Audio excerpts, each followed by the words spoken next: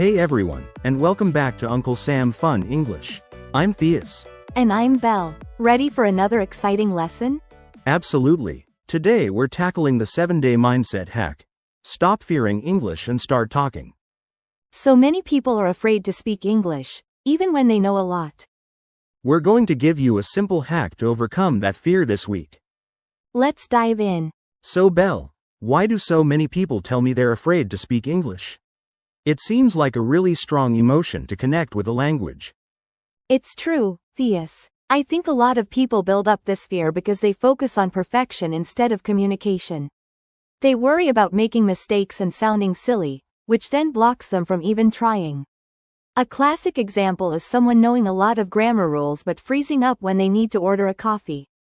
I can definitely relate. I remember when I was first learning Portuguese, I was so worried about getting the verb conjugations right that I would just point at things instead of actually speaking. Was I alone in that one? Not at all. It's incredibly common. This fear often comes from past experiences, like negative feedback in school or feeling embarrassed in a conversation. They start associating English with that discomfort, and it becomes a self-fulfilling prophecy. People often equate mistakes with failure. So it's like, if I don't say it perfectly, I shouldn't say it at all? Or, if someone corrects me, it means I'm terrible at English. Right? That makes sense. Exactly. They might avoid speaking opportunities altogether, which only reinforces their anxiety and prevents them from improving. And it's not just about fear of judgment from others. Many people are their own worst critics. They hold themselves to impossibly high standards. I see that a lot in people. They seem to give up too easily. They'll attend one English class and then say, "Oh, I'm just not good at languages." Or, "I'm not talented at that." So they just create a story in their mind. What's the impact of that? It creates a cycle of avoidance and negative self-talk.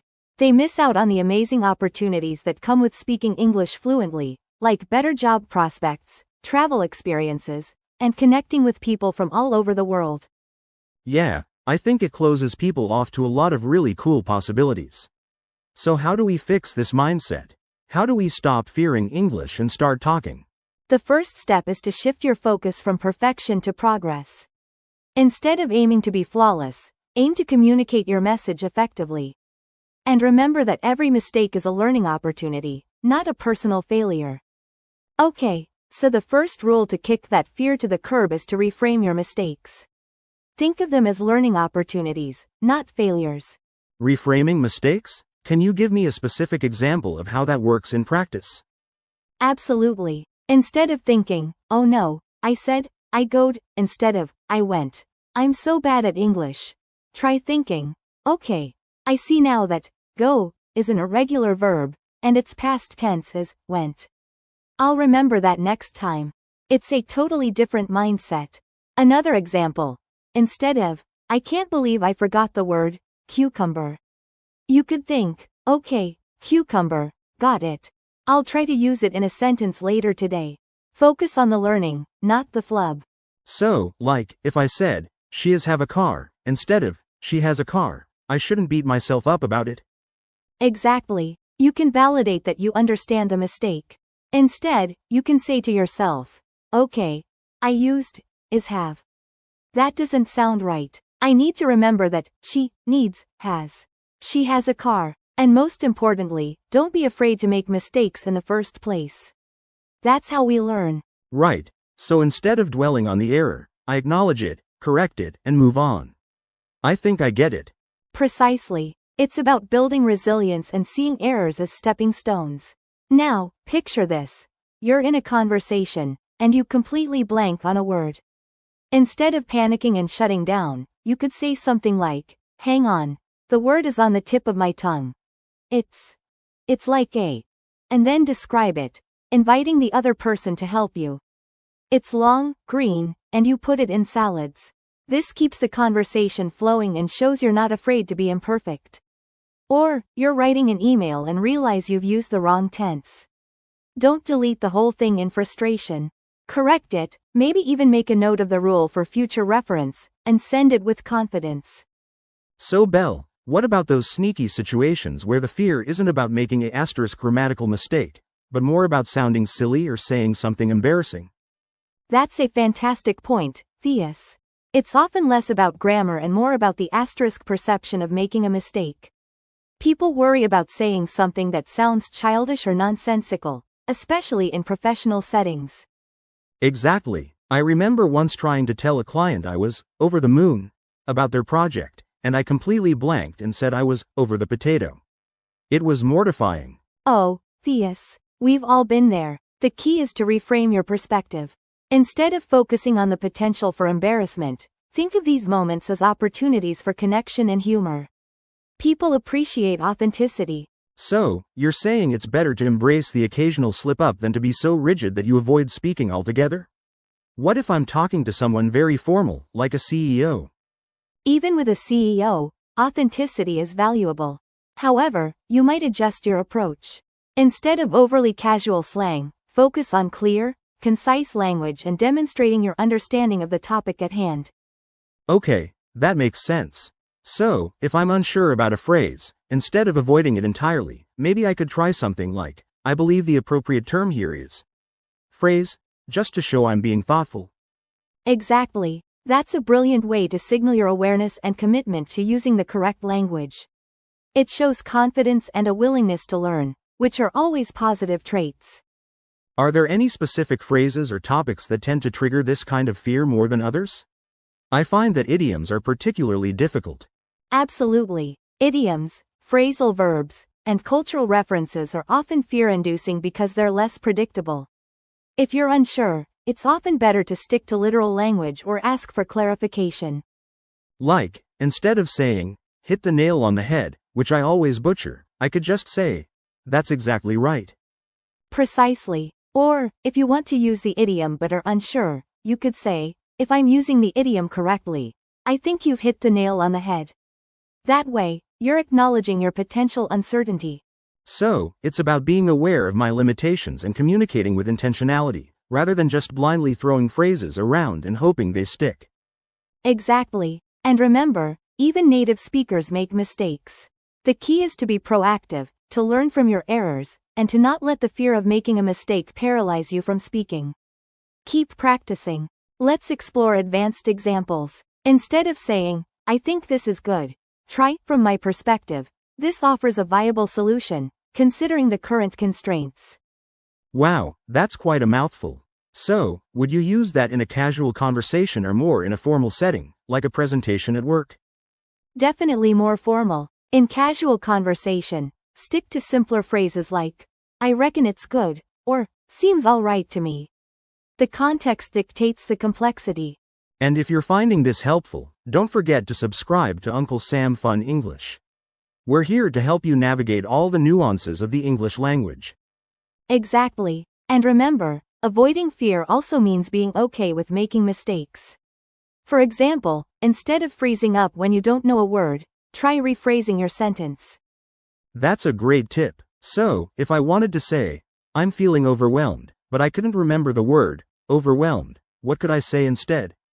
You could say, I'm feeling like there's too much on my plate right now, or, I'm feeling stressed and under pressure. There are always alternative ways to express yourself.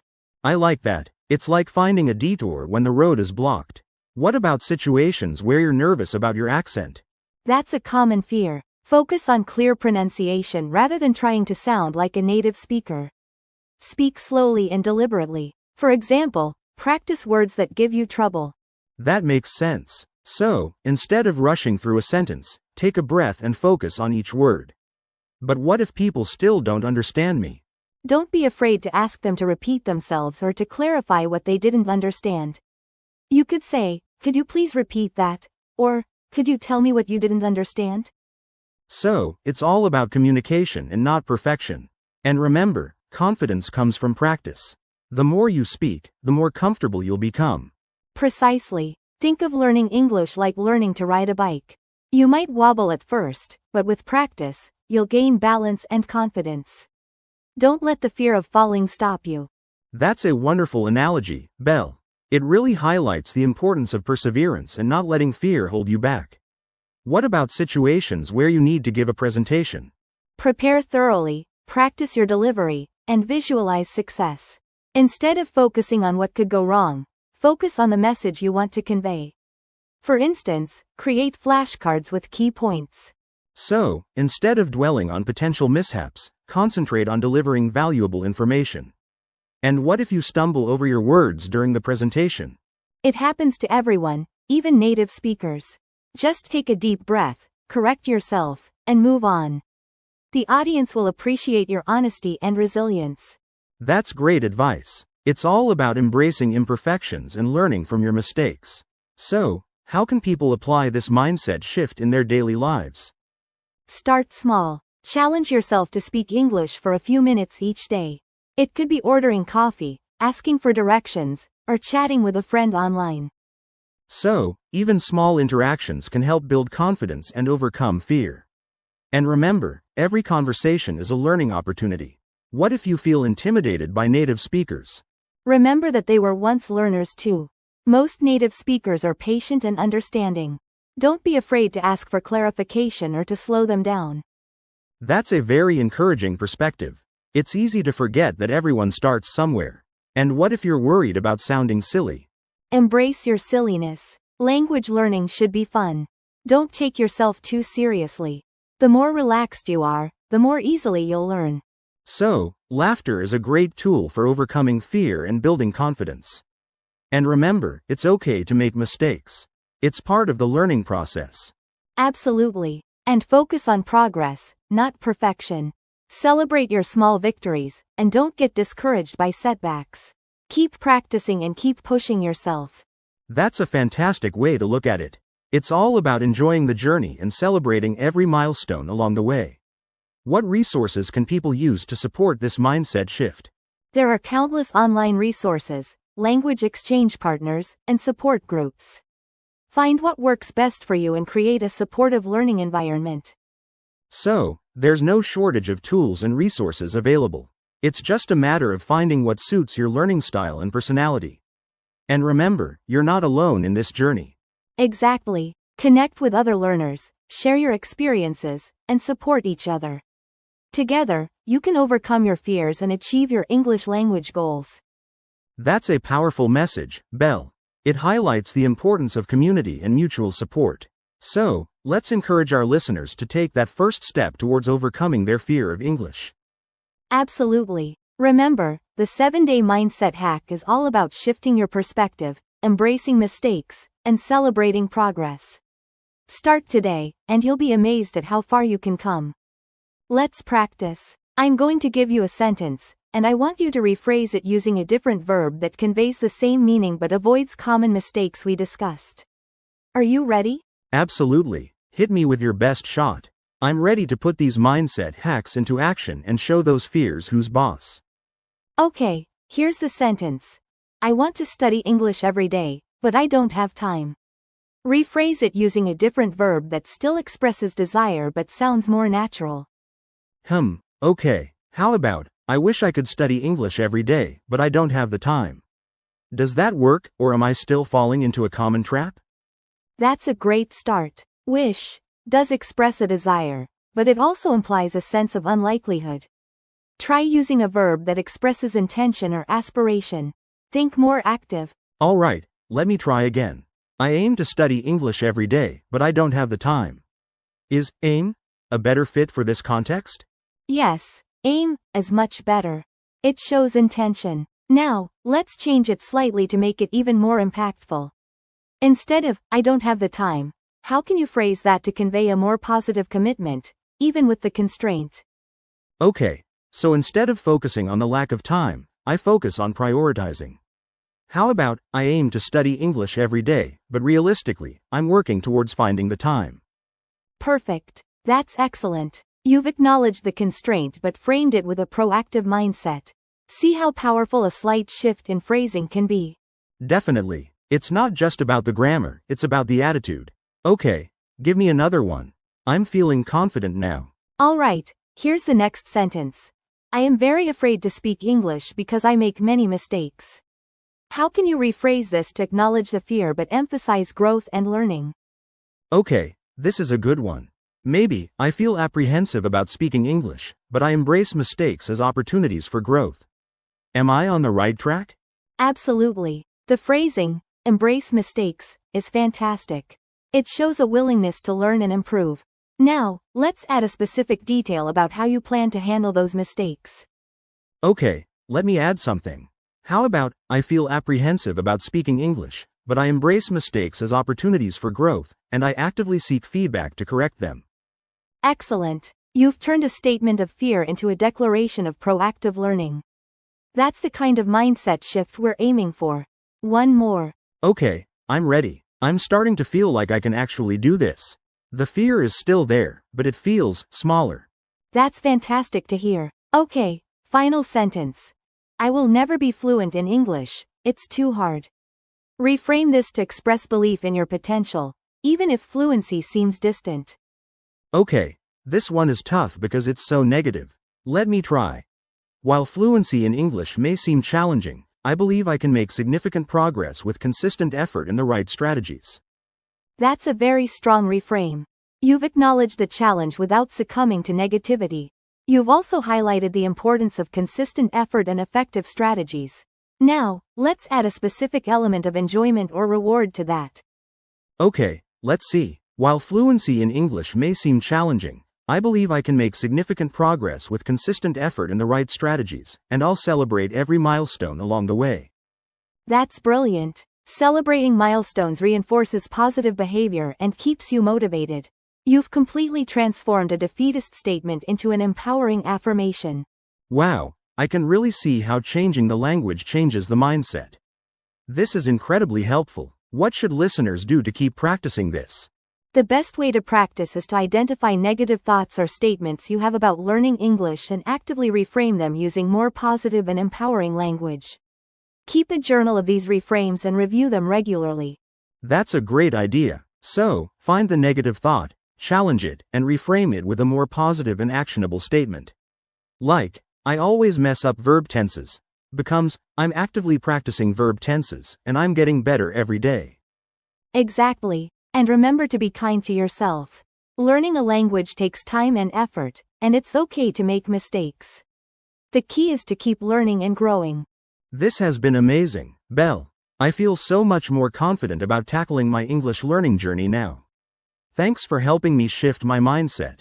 So, remember, shifting your mindset is the first step to conquering your fear of speaking English. Try setting small, achievable goals each day to build your confidence. Believe in yourself, and remember that every mistake is a learning opportunity.